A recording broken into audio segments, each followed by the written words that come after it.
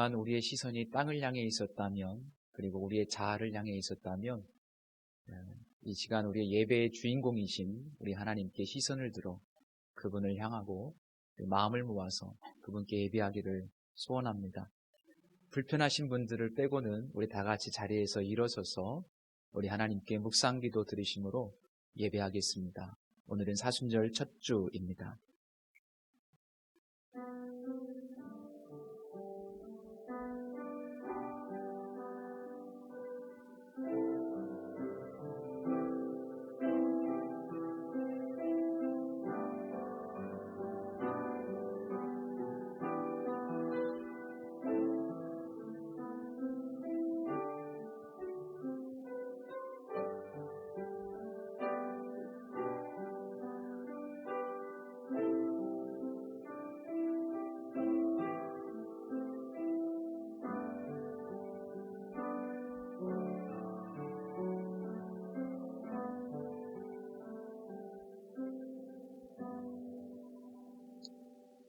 누구든지 나를 따라오려거든 자기를 부인하고 자기 십자가를 지고 나를 따를 것이니라. 누구든지 제 목숨을 구원하고자 하면 잃을 것이요, 누구든지 나를 위하여 제 목숨을 잃으면 찾으리라. 인류의 모든 죄를 사하시기 위하여 독생자 예수님을 이 땅에 보내주신 사랑의 하나님 아버지, 그 아버지의 뜻을 이루시려고 십자가를 지신 예수님을 기억하면서 사순절 첫 번째 주일 예배를 드립니다. 우리의 눈을 들어 골고다 언덕의 십자가를 바라보게 하시고 우리의 마음을 열어 못 박히신 주님을 중심에 모시게 하옵소서. 이 사순절 기간을 지내면서 저희들도 주님께서 걸으셨던 고난의 길에 동행하기를 원합니다. 우리도 사명의 십자가를 지고 예수님의 발자취를 따르게 하여 주옵소서. 예수님의 이름으로 기원합니다. 아멘. 우리 함께 목마른 사슴 찬양 드리겠습니다.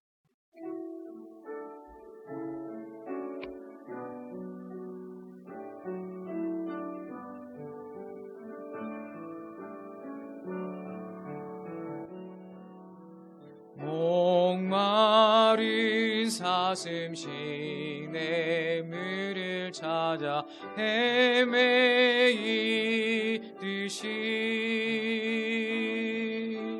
내 영혼 주를 찾기에 갈급하나이다.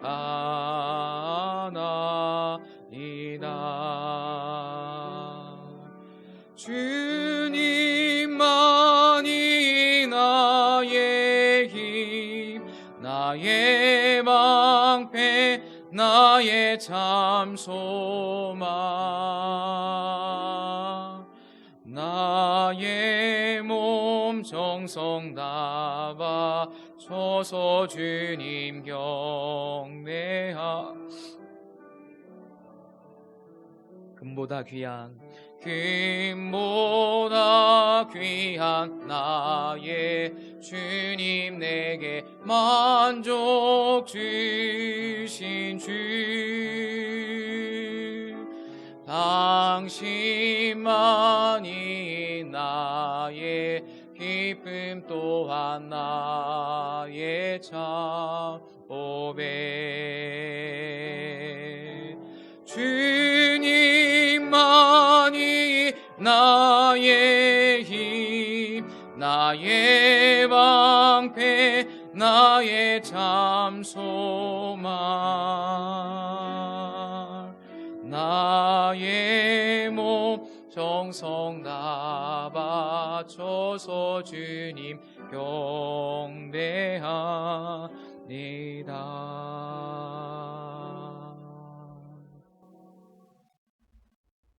다 함께 세번역 사도신경으로 신앙 고백 드리겠습니다.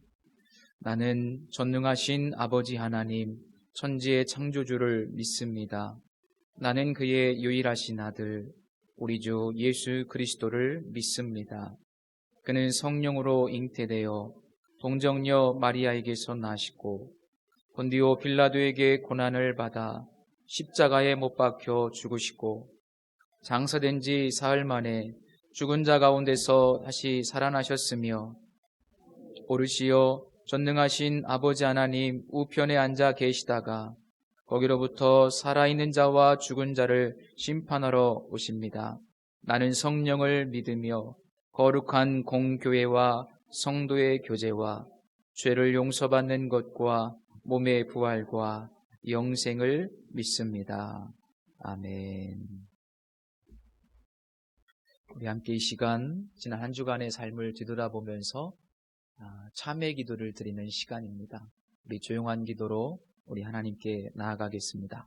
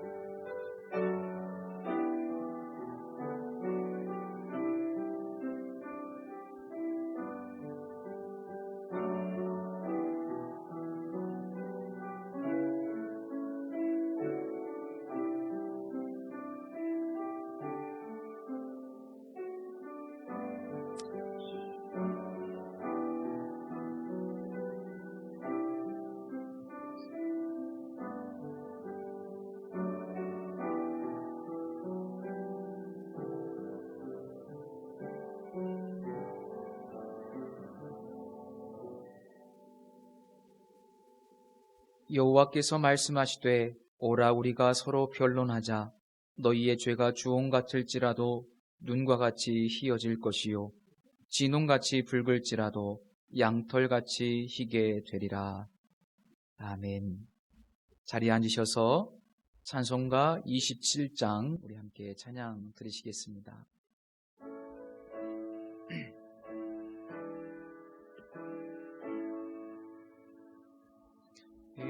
빛나고 높은 보좌와 그 위에 앉으신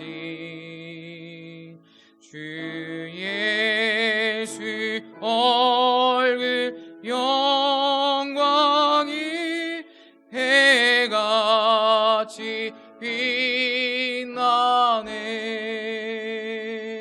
해같이 빛나네. 지극히 높은 위엄과 한없는 자비를 물천사 소리하여 늘 찬송 드리네. 늘 찬송 드리네. 영죽을 나를 살리려 그 영광 떠나서 그 부끄러운 십자가 날 위해 지셨네. 날 위해 지셨네. 나 이제 생명 있음은 주님의 은혜요. 저 사망 권세 이기니 큰 기쁨 넘치네. 큰 기쁨 넘치네.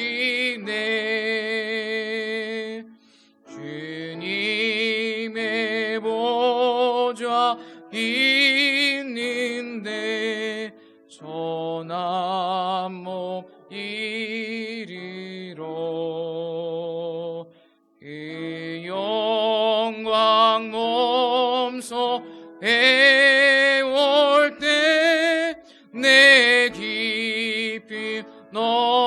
넘치리 내 기쁨 넘치리. 아멘.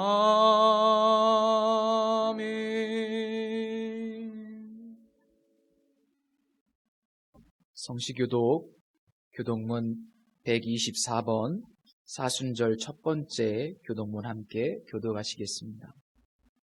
교독문 124번 사순절 첫 번째입니다. 내 하나님이여 내 하나님이여 어찌 나를 버리셨나이까.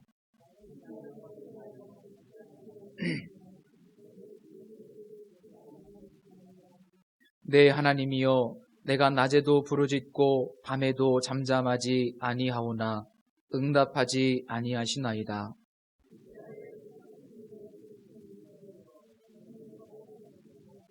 우리 조상들이 주께 의뢰하고 의뢰하였으므로 그들을 건지셨나이다.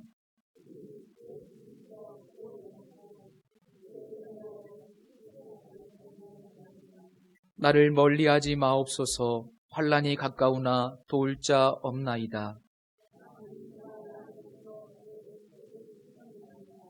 내가 내 모든 뼈를 셀 수 있나이다. 그들이 나를 주목하여 보고 내 겉옷을 나누며 속옷을 제비 뽑나이다.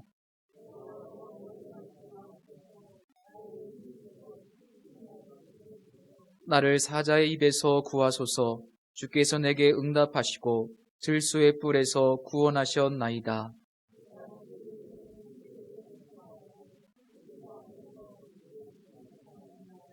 여호와를 두려워하는 너희여 그를 찬송할지어다.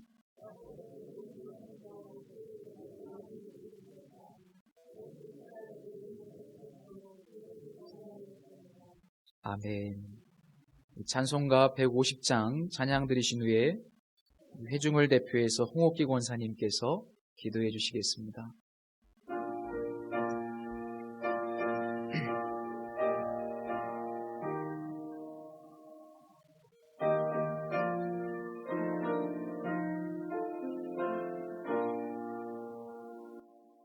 갈보리 산 위에 십자가 섰으니 주가 고난을 당한 표라. 험한 십자가를 내가 사랑함은 주가 보혈을 흘림이라. 죄의 승리를 얻기까지 주의 십자가 사랑하리. 빛난 멸류관 받기까지 험한 십자가 붙들겠네. 멸시 천대받은 주의 십자가에 나의 마음이 끌리도다.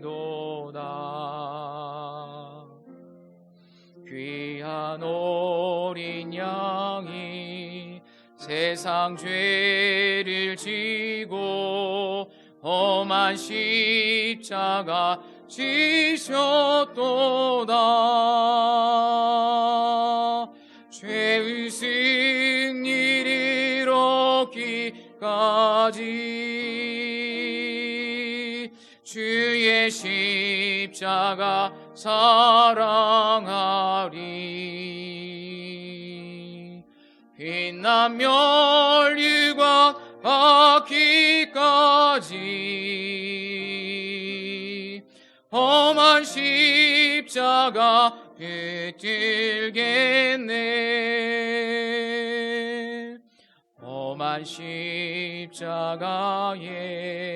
주가 흘린 피를 믿는 마음으로 바라보니 나를 용서하고 내 죄 사하시려 주가 흘리신 보혈이라 죄의 승리를 얻기까지 주의 십자가 사랑하리 빛난 멸류관 하기까지 험한 십자가 붙들겠네 주님 예비하신 나의 본향집에 나를 부르실 그날에는 영광 중에 계신 우리 주와 함께 내가 죽도록 충성하리 죄의 승리를 얻기까지 주의 십자가 사랑하리 빛난 멸류관 하기까지 험한 십자가 붙들겠네.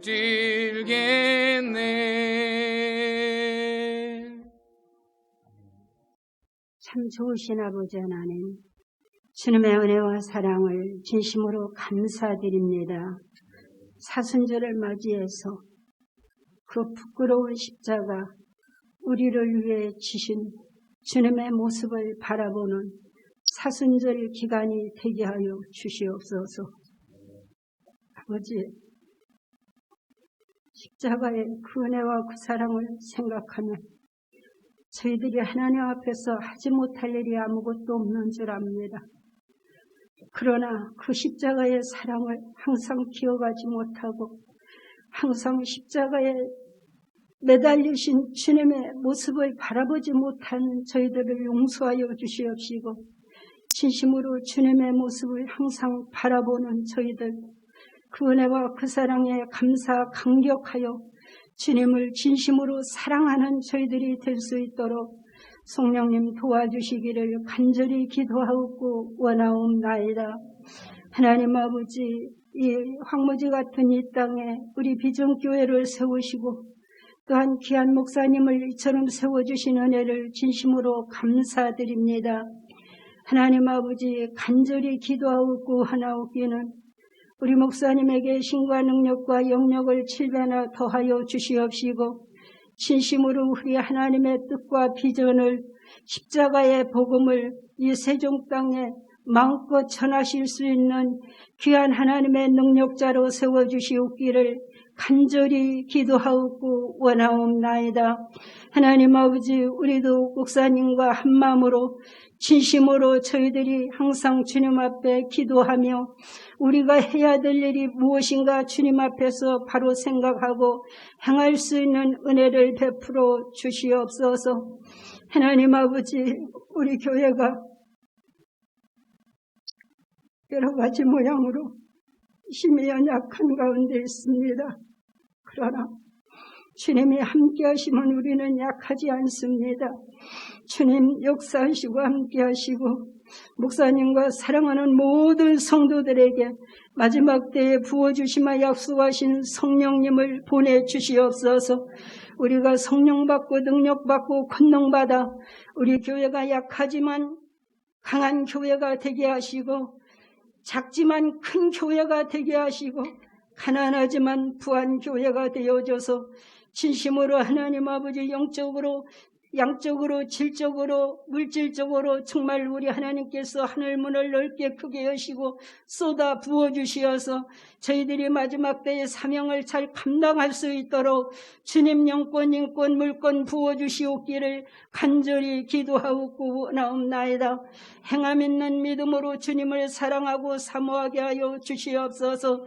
진심으로 예수님 제자되는 교회가 되게 하여 주시옵시고 마지막 때에 예수님 신부되는 깨어 근신하며 기도하는 교회와 성도들이 되게 하여 주시옵기를 원하옵고 기도하옵나이다.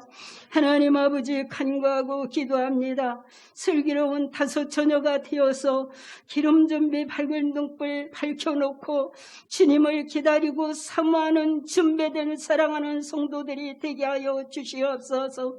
하나님 아버지 우리 목사님과 온 성도들이 십자가의 군병이 되어서 예수님 오실 날을 준비하고 기다리는 저희들이 되게 하여 주시옵기를 간절히 기도하옵고 원하옵나이다. 아버지 할 일 많은 이 땅 위에 저희들이 정말로 믿음에 굳게 서게 하시고 말씀에 바로 서게 하여 주시옵소서. 그래서 하나님 아버지 세종시를 복음하는데 어려움 없도록 성령님 앞서서 일하시옵기를 간절히 기도하고 원하옵나이다. 저희들이 세종시 복음화를 위하여 우리 교회 부흥과 발전을 위하여 모두가 하나님 영광을 위하여 하나님의 뜻과 비전을 위하여 부르짖는 날마다 기도와 간구에 주님 기울여 응답해 주시옵기를 간절히 기도하고 원하옵나이다. 하나님 아버지 위대하고 강하신 우리 하나님이 우리 비전교회를 통하여 나타나 역사해 주시옵시고 비전교회를 바라보는 이들마다 정말로 하나님을 바라보는 것 같이 바라볼 수 있게 하여 주시옵시고 너희가 나를 택한 것이 아니라 내가 너희를 택하여 불러 세웠다고 말씀하신 아버지 하나님, 아버지 하나님 이 지역에 하나님 택하신 자들이 많이 있는 줄 아오니 주님 정말 우리 하나님께서 저들을 부르시고 택하셔서 우리 비전교회 빈자리 없도록 채워주시옵기를 간절히 기도하고 원하옵나이다. 간구하고 기도하옵나니 진심으로 정말로 영유아의 주동부, 중고등부 청소년들에게 은혜를 베풀어 주시고 하나님 이 지역사의 모든 어린 심령들을 보내주시옵시고 이들을 주님 안에서 바로 양육하고 바로 세울 수 있고 다음 세대를 바로 세울 수 있는 귀한 선생님들에게 능력 부어 세워주시옵기를 간절히 기도하고 원하옵나이다. 하나님 아버지 정말로 우리는 한 생명 하나하나 우리는 인도할 수 없지만 성령님이 역사하실 때 할 수 있는 걸 믿사오니 저희여 저희들에게 계좌시한할 만한 믿음을 주시옵시고 믿음으로 쫓아 행하는 저희들이 되게 하여 주시옵소서. 주님 예배를 통하여 영광을 받아주시옵시고 우리 목사님 영과 혼과 육체 마음과 생각 정신 속에 주의 영이 충만한 시간 되게 하시고 진심으로 말씀을 전하실 때 그 말씀 속에 정말로 예수 그리스도의 생명과 십자가의 구원의 보혈이 흐르는 말씀이 선포되도록 주님 역사하여 주시옵소서. 우리 그 말씀 받아 먹고 정말로 우리 영육이 강건해지게 하여 주시옵시고 주님의 보혈이 우리의 심령 속에 침투되는 귀한 시간 되게 하여 주시옵소서. 고맙고 감사드리며 예수님의 이름으로 기도하옵나이다.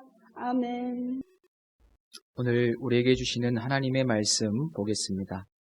요한복음 15장 9절부터 17절까지의 말씀입니다. 신약성경 174면입니다.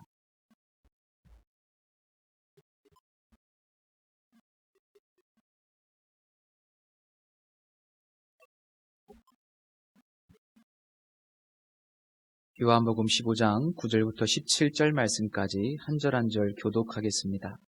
아버지께서 나를 사랑하신 것 같이 나도 너희를 사랑하였으니 나의 사랑 안에 거하라.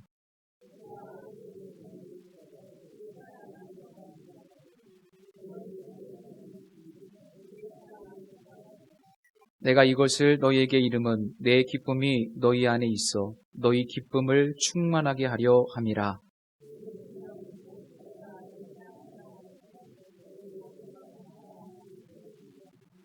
사람이 친구를 위하여 자기 목숨을 버리면 이보다 더 큰 사랑이 없나니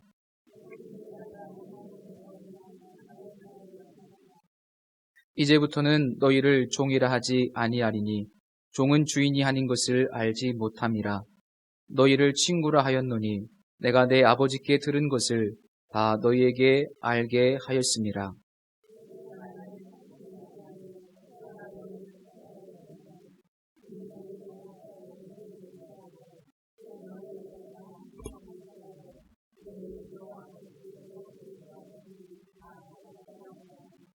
함께 읽습니다. 내가 이것을 너희에게 명함은 너희로 서로 사랑하게 하려 함이라. 아멘. 하나님, 오늘도 우리 주님의 말씀이 우리 안에 거하기를 원합니다. 주님의 말씀은 내 발의 등이요 내 길의 빛이 되십니다.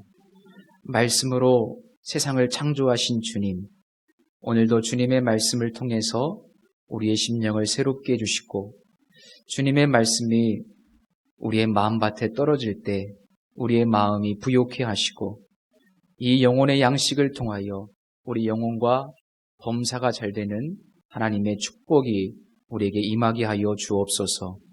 존귀하신 주님 감사합니다. 예수님의 이름으로 기도드립니다. 아멘. 예수님의 제자들을 사도라고 부르고 그 사도들의 제자를 속사도라고 부릅니다. 그 속사도의 제자들을 교부라고 하는데 초대교회 교부 중에 성제롬이라는 교부가 있었습니다. 그 교부는 우리에게 사도 요한에 대한 아주 감동적인 한 가지 이야기를 전해주고 있습니다. 이 사도 요한이 늙고 약해졌을 때 그의 제자들이 이 사도 요한을 들어서 늘 예배당으로 모시고 갔다고 합니다. 그러면 이 노 사도는 교회에서 설교를 할 때면 늘 언제나 자녀들아 서로 사랑하라, 자녀들아 서로 사랑하라, 이 설교만 반복을 했다고 합니다. 몇 번이고 계속 서로 사랑하라, 이 설교만 했다고 해요. 그러던 어느 날 어떤 성도님 한 분이 계속 같은 설교를 반복하시니까 질문을 했답니다. 사도님, 왜 늘 같은 설교를 반복하십니까? 그랬더니 이 노 사도가 대답하기를, 왜냐하면 그것이 주님의 명령이기 때문입니다. 사랑이 실행되기만 한다면 그것으로 충분합니다. 이렇게 대답을 했다고 합니다. 이 노 사도의 대답을 통해서 우리가 세 가지를 알 수 있는데요. 첫째로 서로 사랑하는 것은 주님의 명령이라는 것. 두 번째로 사랑은 실행되어야 한다는 것. 사랑은 실천적이라는 것. 세 번째로 사랑만 있으면 충분하다는 겁니다. 사랑만 있으면 충분합니다. 서로 사랑하라는 이 말씀은 사실 예수님께서 십자가를 지시기 전에 제자들에게 주신 유언과도 같은 말씀입니다. 이 본문 이전에도 요한복음 13장 34절 이하에서 예수님께서 이렇게 말씀하셨습니다. 새 계명을 너희에게 주노니 서로 사랑하라. 내가 너희를 사랑한 것 같이 너희도 서로 사랑하라. 너희가 서로 사랑하면 이로써 모든 사람이 너희가 내 제자인 줄 알게 될 것이다 라고 말씀하셨습니다. 주님은 십자가 지시기 전에 이 부분에 대해서 굉장히 강조를 많이 하십니다. 오늘 본문인 15장에서도 보면 같은 말씀을 계속해서 반복하시죠. 서로 사랑하라. 그리고 사랑하는 것이야말로 우리가 주님의 제자임을 증명하는 것이다. 우리가 주님의 제자인 것을 어떻게 증명할 수 있는가? 그것은 바로 우리가 서로 사랑할 때라고 말씀하십니다. 그러므로 본문에서 이 제자를 정의해 본다면 제자는 예수님처럼 사랑하는 사람들. 이것이 바로 제자입니다. 제자는 예수님처럼 사랑하는 사람들입니다. 우선 우리가 이 말씀을 통해서 분명하게 인식할 수 있는 것은 신앙 공동체 안에서 가장 중요한 것은 서로 사랑하는 것이다 예. 신앙 공동체 안에서 가장 중요한 것은 하나님과의 코이노니아, 그리고 바로 우리가 서로 사랑하는 겁니다. 이것이 가장 중요해요. 물론 공동체 밖에 있는 세상 사람들도 우리가 사랑해야 하지만 그보다 먼저 이 교회 안에 있는 성도들 간에 서로 사랑해야만 합니다. 이것은 우리의 개인의 신념이나 혹은 신앙관이나 가치관을 초월하는 그보다 더 중요한, 훨씬 더 우선적인 일입니다. 예수님께서 어느 정도 수준으로 사랑해야 된다고 말씀하시나요? 내가 너희를 사랑한 것 같이 사랑하라고 말씀하십니다. 내가 너희를 사랑한 것 같이. 그것을 조금 더 자세히 설명하는 구절이 13절 말씀이죠. 사람이 친구를 위하여 자기 목숨을 버리면 이보다 더 큰 사랑이 없나니 라고 이 사랑의 수준을 우리에게 말씀해 주십니다. 그러니까 주님께서는 우리가 신앙 공동체 안에 있는 지체들을 위해서 내 목숨까지 내어줄 정도로, 곧 예수님께서 십자가를 지시는데 마치 그 정도의 수준으로 성도들끼리 서로 사랑해야 된다고 말씀하십니다. 게르하르트 로핑크라고 하는 카톨릭 신학자가 있는데 이분이 예수가 원한 공동체라는 아주 유명한 책을 썼습니다. 이 책에 보면 주님이 원하시는 건강한 공동체를 건설하기 위해서는 공동체 안에서 모두가 서로에게 책임이 있다라고 말합니다. 우리 교회가 서로 사랑하는 이 코이노니아 공동체를 이루기 위해서는 단지 몇몇 사람들의 노력으로 되는 것이 아니라 여기 계신 우리 모두가 책임의식을 가지고 참여할 때만이 가능하다는 겁니다. 내가 사랑하지 못하는 이유를 상대방에게 책임을 전가하지 마십시오. 상대방도 책임이 있지만 서로 사랑하기 위해서는 내 책임이라고 하는 생각을 가지셔야만 합니다. 나에게 책임이 있다. 예수님께서 서로 사랑하라. 내가 너희를 사랑한 것 같이 너희도 서로 사랑하라고 말씀하시는데 사실 이 말씀을 듣고 있는 1차 청중이었던 제자들은 반복되는 이 명령 앞에서 사실 굉장히 부끄럽고 당황스러웠을 거라고 생각이 됩니다. 이미 예수님께서 요한복음 13장에서 제자들의 발을 씻으셨을 때 그때부터 제자들은 마음의 찔림을 받았습니다.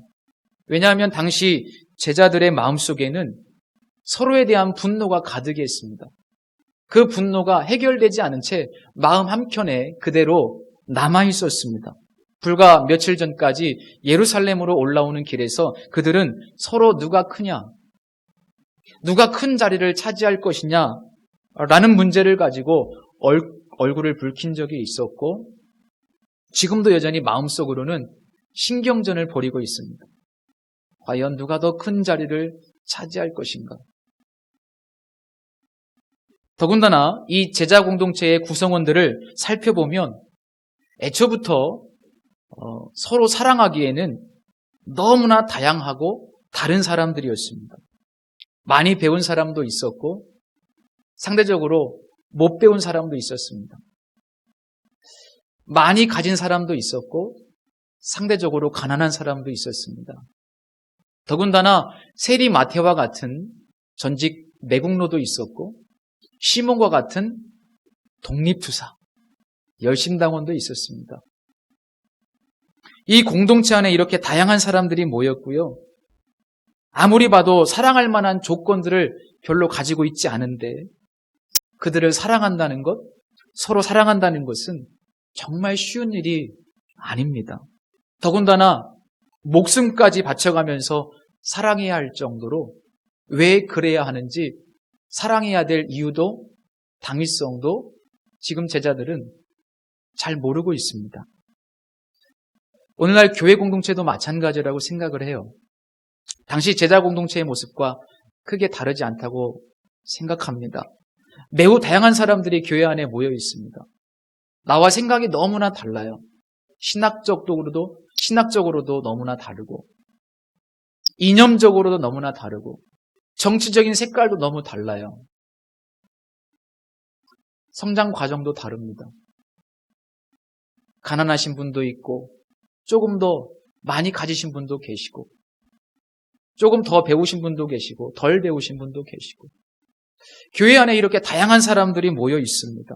그런데 어떻게 이 다양한 사람들을, 나와 다른 사람들을 사랑할 수 있겠습니까? 그것도 목숨을 내어줄 정도로. 만약에 우리가 교회 안에서 내가 사랑할 만한 사람들만 찾으신다면, 내가 어울릴 만한 사람들만 찾으신다면 아마 단언컨대 단 한 사람도 찾지 못할 겁니다.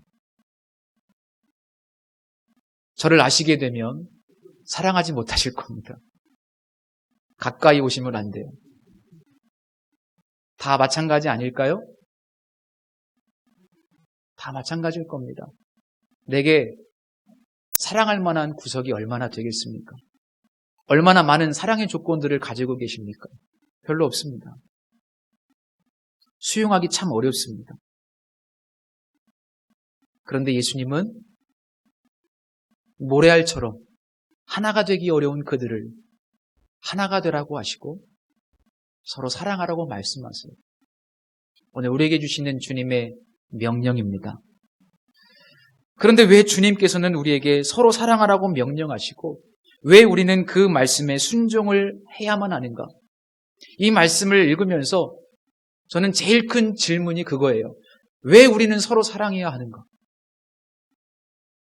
16절 말씀을 보시면 예수님께서 제자들을 선택하여 세웠다라고 말씀하십니다. 선택하여 세웠다. 이 말씀은 하나님께서 어떤 특별한 계획과 목적을 가지고 많은 사람들 가운데 우리를 구별해내어서 임명하셨다 이 말입니다. 많은 사람들 가운데 하나님의 은혜로 우리를 구별해내신 거예요. 뽑으신 겁니다. 그리고 무슨 일을 위해서 우리를 임명하신 겁니다.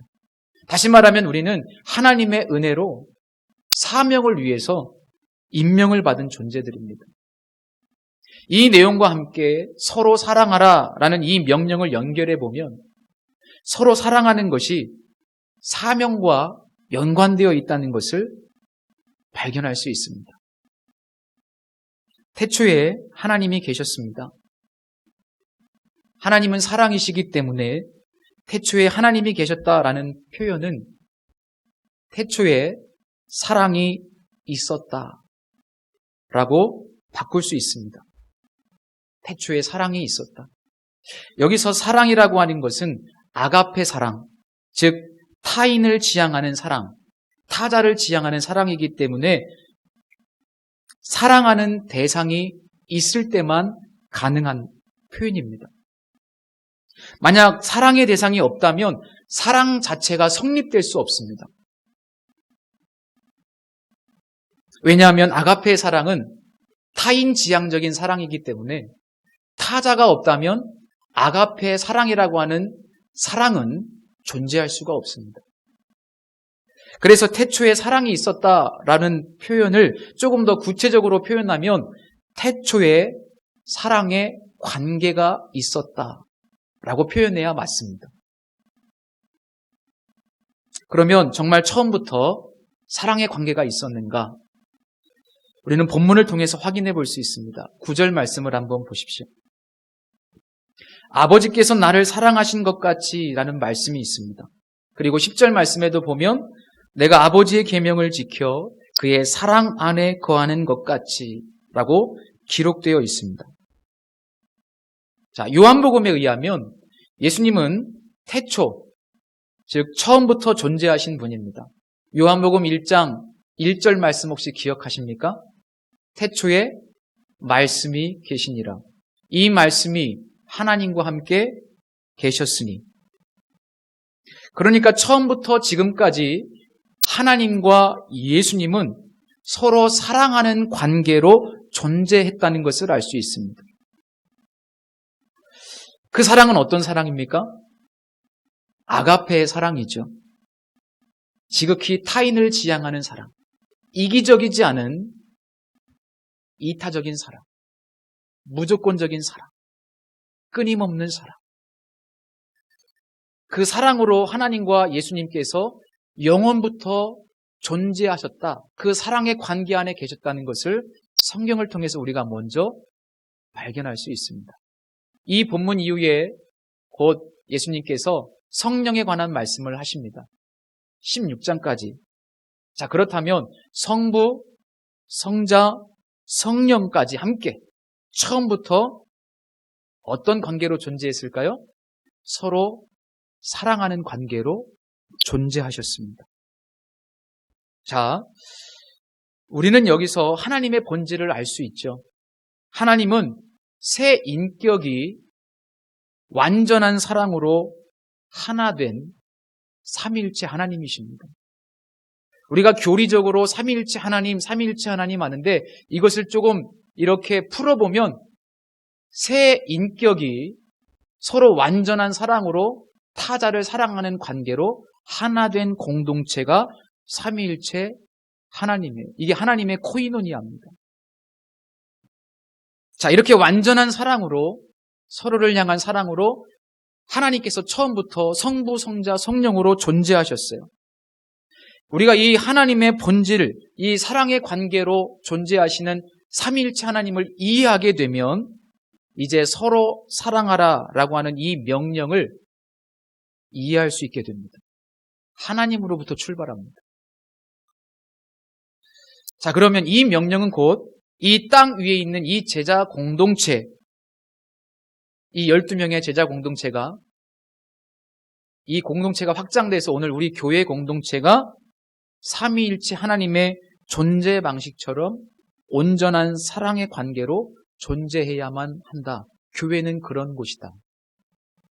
삼위일체 하나님이 서로 사랑으로 완전한 이타적인 사랑으로 서로를 위해서 존재하시는 것처럼 이 땅에 세워진 주님의 몸된 교회도 서로 사랑하며 완전한 사랑으로 마치 하나님의 존재 방식처럼 이 땅 위에서 존재해야만 한다.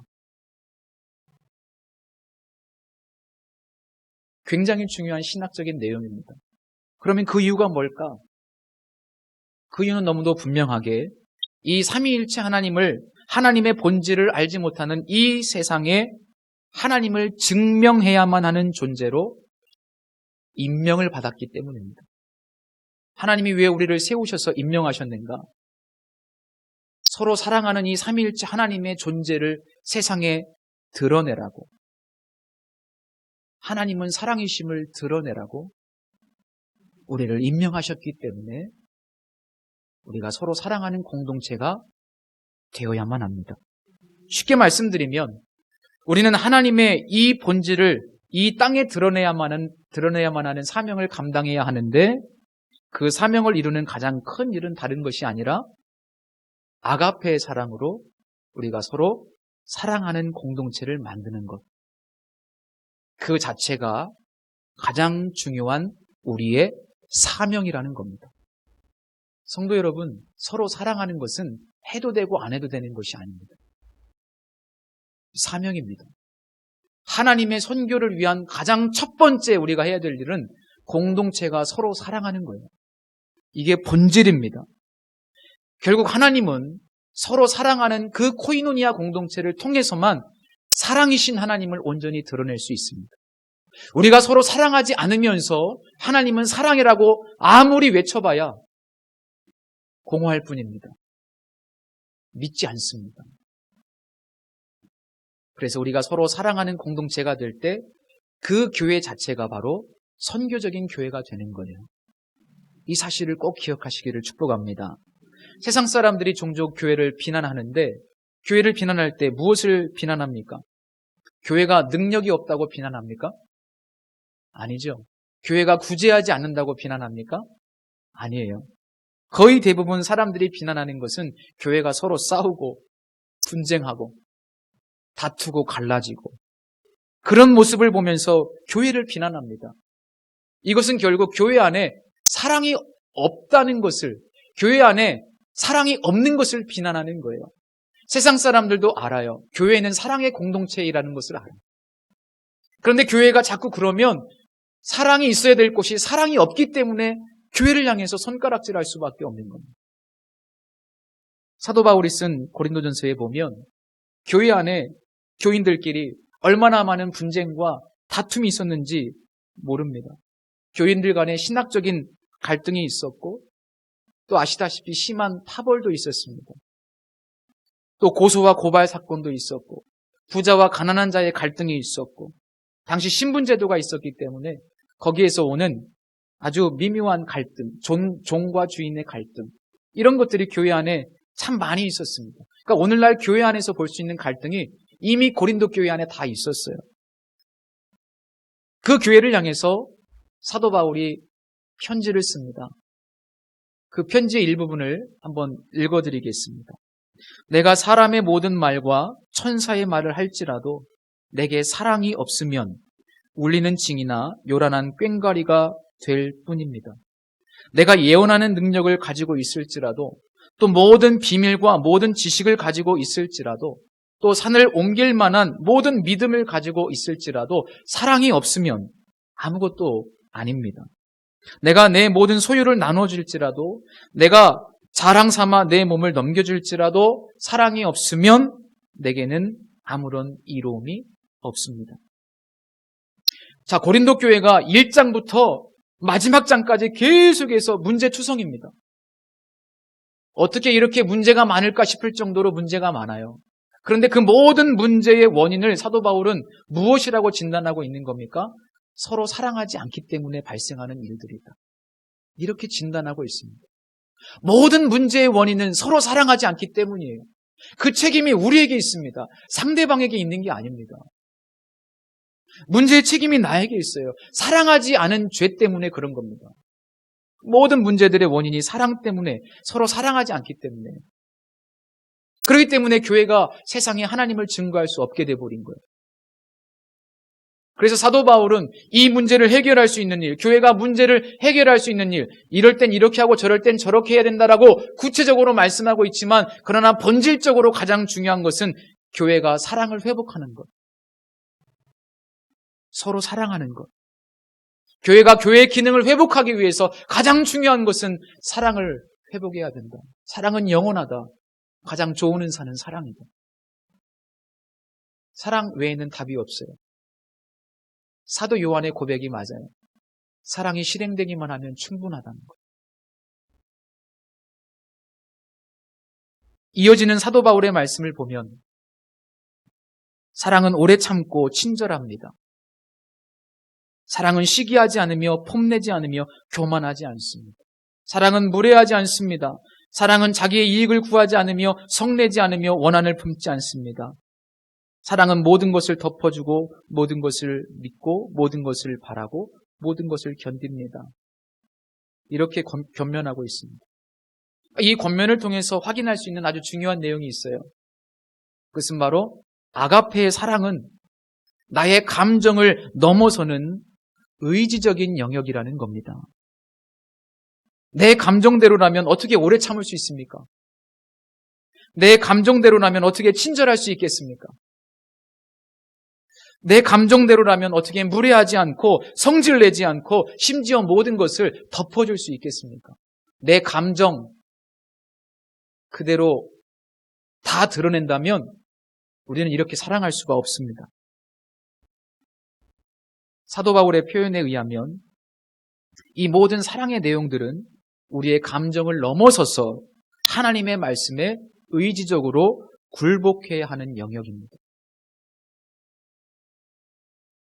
그래서 저는 사랑을 이렇게 정의하고 싶어요. 사랑은 의지다. 사랑은 의지입니다. 사랑은 영어로 will, 의지. 하나님의 사랑은 물론 감정을 포함해요. 하나님은 긍휼히 여기시는 분이시고 마치 어머니의 마음처럼 우리를 감정적으로 뜨겁게 사랑하십니다. 그러나 하나님의 사랑은 거기에서 머물지 않고 그 감정을 넘어서는 의지입니다. 로마서 5장에 보면 우리가 아직 죄인 되었을 때에, 우리가 아직 원수 되었을 때에 하나님께서 우리들을 위해서 십자가에 죽으심으로 우리에 대한 하나님의 사랑을 확증하셨다고 말씀하고 있지 않습니까? 우리가 죄인이었을 때, 사랑받을 만한 조건이 없을 때, 우리가 원수 되었을 때에 자기의 감정을 넘어서서 의지적으로 우리를 사랑하시기로 결단하셨다 이 말입니다. 그래서 우리의 감정적으로는 사랑할 수 없지만 조건을 따지면서 우리는 도저히 사랑할 수 없다고 말하지만 그럼에도 불구하고 우리의 의지를 서로 사랑하라는 이 주님의 명령 앞에 기꺼이 굴복시킬 수 있는 단 한 가지 중요한 비결이 있다면 그것은 바로 먼저 우리를 의지적으로 사랑해 주신 그 하나님의 사랑 앞에, 그 하나님의 놀라우신 은총 앞에 우리가 거하는 겁니다. 오늘 본문 9절에 아버지께서 나를 사랑하신 것 같이 나도 너희를 사랑하였으니 나의 사랑 안에 거하라. 주님이 말씀하십니다. 우리가 사랑하기 어려울 때, 도저히 사랑할 수 없는 사람이 내 앞에 있을 때, 나를 힘들게 할 때, 그때 나를 의지적으로 사랑하신, 나를 위해서 이 땅에 인간으로 오시고 나를 위해서 십자가에서 피를 흘리시고 의지적으로 생명을 주신 예수 그리스도를 생각하시면서 그분 안에 거하실 수 있기를 축복합니다. 그것이 우리가 이 명령 앞에 복종할 수 있는 유일한 비결입니다. 우리가 서로 사랑할 때 그 자체로 삼위일체 하나님을 증거하는 중요한 통로가 됩니다. 그런데 우리가 서로 사랑하고 이 공동체 안에 사랑이 충만해지기 시작하면 그때부터 일어나는 놀라운 현상들이 있습니다. 좀 전에 태초에 사랑의 관계가 있었다라고 말씀을 드렸습니다. 이 아가페 사랑은 반드시 사랑의 대상을 찾게 되어 있기 때문에 우리가 아가페 사랑으로 충만하게 되면 놀랍게도 세상을 향해, 사랑이 없는 곳을 향해 사랑의 대상을 찾아 우리의 마음과 우리의 생각과 우리의 몸이 자연스럽게 움직이게 됩니다. 서로 사랑할 때 하나님의 기쁨을 우리가 느낄 수 있기 때문에 그 사랑에서 오는 기쁨을 찾아서 나아가게 됩니다. 마치 아이를 키우는 것이 고통스럽지만 또 아이를 낳는 이유와 같습니다. 거기 사랑에서 오는 기쁨이 있잖아요. 전 이렇게 말씀드리고 싶어요. 우리가 삼위일체 하나님께서 서로 사랑하는 존재로 거하시고 그 사랑의 모습을 우리가 닮아서 우리도 서로 사랑하며 우리 공동체 안에 사랑이 충만하게 회복이 되면 자연스럽게 우리 공동체는 또 다른 사랑의 대상을 향하여 세상 밖으로 나가 그들을 사랑으로 섬기게 된다고 말씀드리고 싶습니다. 이게 성경의 논리입니다. 하나님이 그런 분이셨어요. 그 사랑을 주체할 수 없어 이 사랑의 대상을 찾아 이 땅에 성육신하셨어요. 의지적으로. 우리가 서로 사랑하게 되면 이 교회 공동체도 의지적으로 또 다른 사랑의 대상을 찾아서 나아가게끔 되어 있습니다. 그래서 주님은 우리에게 서로 사랑하라고 말씀하신 겁니다. 우리가 서로 사랑하면 충분합니다. 그래서 저는 이렇게 말씀드리고 싶습니다. 결국 사랑이 승리한다. 이것이 역사의 결론입니다. 왜냐하면 아가페 사랑은 계속 또 다른 사랑의 대상을 향해 확장될 수밖에 없기 때문에 반드시 하나님으로부터 시작된 이 아가페의 사랑은 교회를 통하여 확장될 수밖에 없고 그 사랑은 역사의 종국에 승리하게 됩니다. 예수님께서 제자들에게 서로 사랑하라고 말씀하신 후에 안타깝게도 이 세상은 너희들을 미워할 것이라고 말씀하셨습니다. 오늘 본문은 아니지만 18절 이하의 내용이 바로 그런 내용이에요. 예수님을 십자가에 못 박고 하나님을 대적하고 제자들을 미워하는 이 세상이라고 말씀하십니다. 그러나 그럼에도 불구하고 그 세상을 향해서 기쁨으로 나아갈 수 있는 비결이 뭐예요? 우리가 서로 사랑하는 것. 이 세상은 우리를 두렵게 하고 우리를 대적하고 미워합니다. 그러나 그럼에도 불구하고 우리가 이 세상을 사랑으로 그들을 수용할 수 있는, 섬길 수 있는 이유는 우리가 서로 사랑하기 때문입니다. 이 사랑의 확장성은 놀랍게도 우리를 미워하는 대상을 향해서도 나아가게 되는 거죠. 결국 세상은 온 세상에 충만하게 될 겁니다. 여호와 영광이 온 세상에 충만하게 된다는 것은 결국 하나님의 사랑으로 온 세상은 충만하게 될 것이다. 그런 의미와 같다고 저는 믿습니다. 로마 시대의 1세기 문서를 보면 이런 내용이 있습니다. 산의 아이면 키우고 계집 아이면 버리라. 그때도 남존여비 사상이 굉장히 강했습니다. 그래서 1세기 로마 제국의 도시 외곽에 자리한 쓰레기장에 가면 정말 버려진, 죽게 내버려진 그런 어린 아이들이 굉장히 많았다고 합니다. 이 쓰레기장에 오는 사람들이 여러 부류가 있었는데 노예상들이 쓰레기장에 왔다 그래요. 그들은 이 버려진 여자아이들을 데려다가 키워서 노예로 팔거나 혹은 매춘부로 팔아넘기는 그런 일들을 행했다고 합니다. 이 쓰레기장에 온 또 다른 사람들이 있는데 그들은 바로 그리스도인이라고 합니다. 그리스도인. 그들은 이 쓰레기장에 버려진 그 수많은 아이들을 데려다가 마치 친자식처럼 그렇게 길렀다고 전해집니다. 이런 이야기는 너무나 많습니다. 초대교회 안에. 또 주후 250년경 고르넬리아 교황 시절에는 한 해에 그리스도인 10만 명이 100일 동안 금식을 해서 무려 100만 명의 그 도시의 빈민들을 먹여 살렸다고 합니다. 100명이 아니고요. 100만 명. 10만 명의 그리스도인들이 100일 동안 금식을 해서 100만 명의 가난한 사람들을 먹여 살렸다는 거예요. 우리가 상상할 수 없을 정도로 이 사랑의 폭발력이 굉장했습니다. 그래서 로마가 복음화된 거죠. 무엇이 이토록 자신들을 핍박하는 그 로마인들을 향해서 그들의 아이들을 데려다가 키우게 만들고 그들이 100일 동안이나 금식하면서 오히려 그들을 섬기고 무엇이 그들을 이토록 사랑하도록 만들었어요? 답은 하나예요. 그리스도인 공동체가 서로를 뜨겁게 사랑했기 때문에 서로가 서로를 통해서 그리스도를 만났기 때문에 하나님의 사랑을 서로를 통해서 경험했기 때문에 그 사랑이 넘쳐 흘러서 세상을 향해 갔던 겁니다. 우리가 사랑이 없다면 사랑이 흐를 수 없습니다. 오늘 사순절 첫 번째 주일인데 삼위일체 하나님으로부터 시작된 이 사랑이 우리 비전교회에 충만하게 되기를 축복합니다.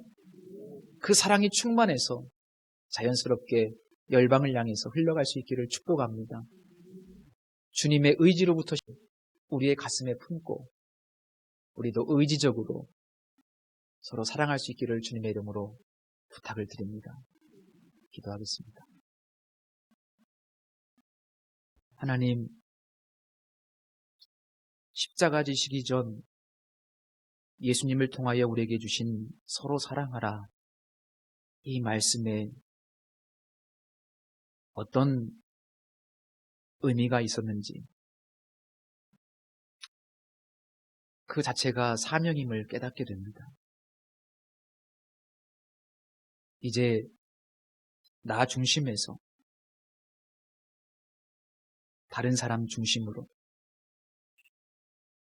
그 모습 그대로를 받을 수 있고 수용하며 용납하는 그리고 오히려 사랑하는 우리 한 사람 한 사람 될 수 있도록 도와주시고 우리 입술에서 누군가에 대한 비판과 비난과 험담이 아니라 내 책임이라고 믿고 그들을 위해서 눈물로 기도할 수 있는 공동체, 형제 가운데 어려움이 보인다면 사랑할 수 있고 섬길 수 있는 공동체 되게 하여 주옵소서. 사랑 하나면 충분하다는 사실, 이것을 믿습니다. 감사하며 예수님의 이름으로 기도드립니다. 아멘. 우리 찬양 또 하나의 열매를 바라시며라는 찬양이 있는데요. 같이 찬양 드리겠습니다.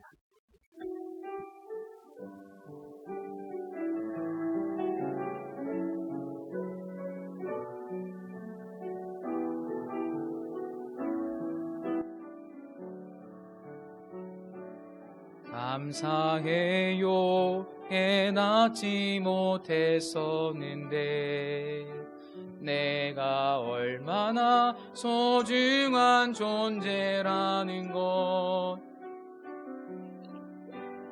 부터 지금까지 하나님의 사랑은 항상 날 향하고 있었다는 걸 고마워요. 그 사랑을 가르쳐준 당신께 주께서 허락하신 당신께 그리스도의 사랑으로 더욱 섬기며 이제 나도 세상의 우리 옆 사람들을 좀 축복하면서 당신이 사랑받기 위해 그리고 그 사랑 전하기 위해 주께서 택하시고 이 땅에 심으셨네.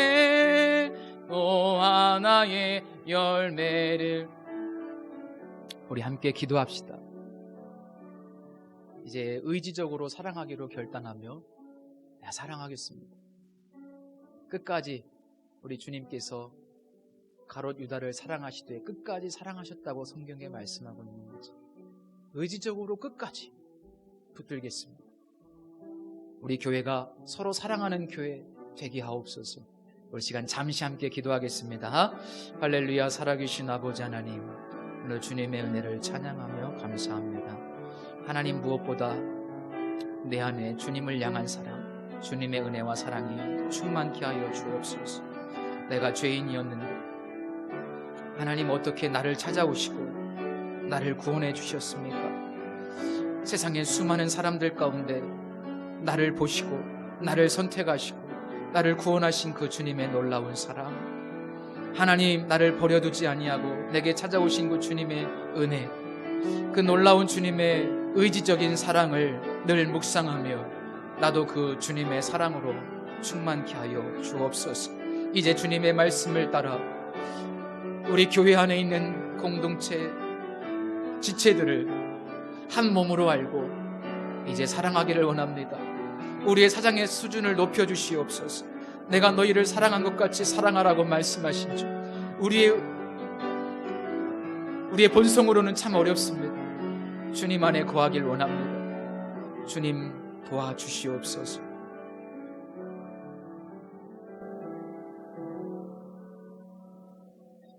하나님, 우리를 택하시고 우리를 이 땅에 심으신 이유는 사랑의 열매를 얻기 위함인 줄 깨닫습니다.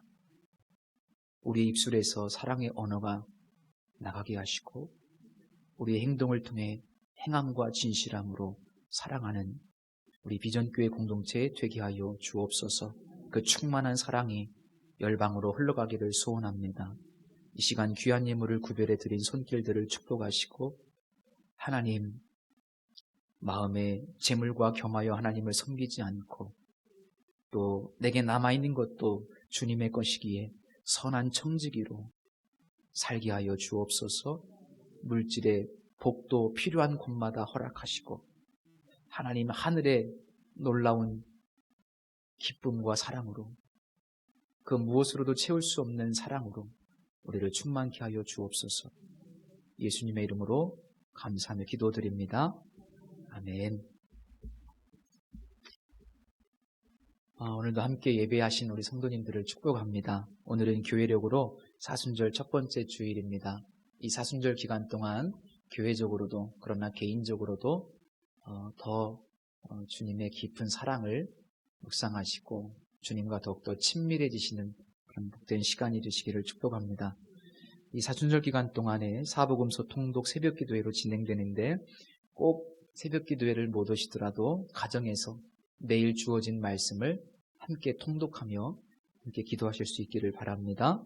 유초등부 예배 주보를 참고해 주시고 주일 오후 예배는 늘 말씀드립니다. 없는 것이 아니고 가정 예배로 드린다.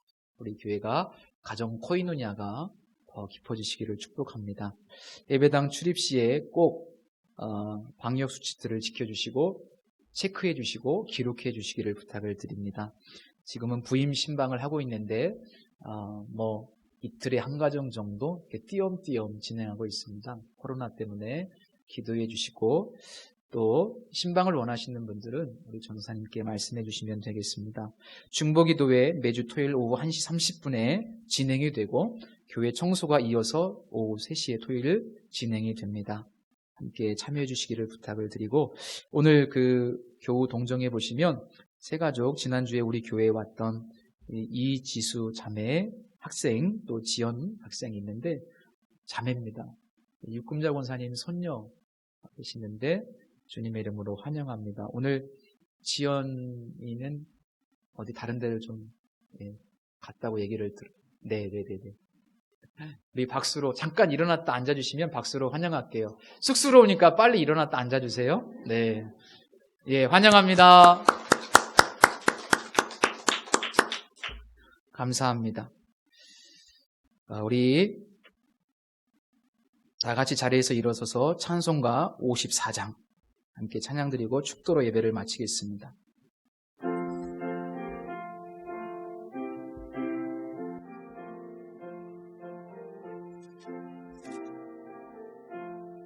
주여 보길 구하오니 편히 가게 하시고 사람마다 주내로 이기도록 하시고 광야 같은 세상에서 항상 인도하소서.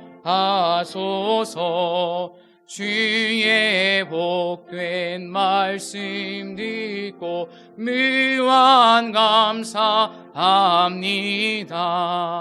구원 받은 주의 성도 열매 맺게 하시며 하나님이 우리 함께 항상 계시옵소서.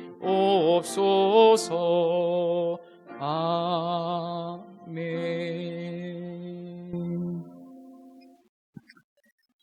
지금은 교회의 머리가 되시는 예수 그리스도의 은혜와 사랑할 만한 조건이 없음에도 불구하고 우리를 의지적으로 사랑해 주신 하나님의 무한하신 사랑하심과 성령님의 충만 교통하심이 서로 사랑하라, 이 명령에 의지적으로 순종하기로 결단하는 우리 교회 모든 성도들 위해, 가정 위에, 또 우리 교회와 새가족이 된 우리 지수와 지연이 위에 이제로부터 영원토록 함께 계실지어다. 아멘.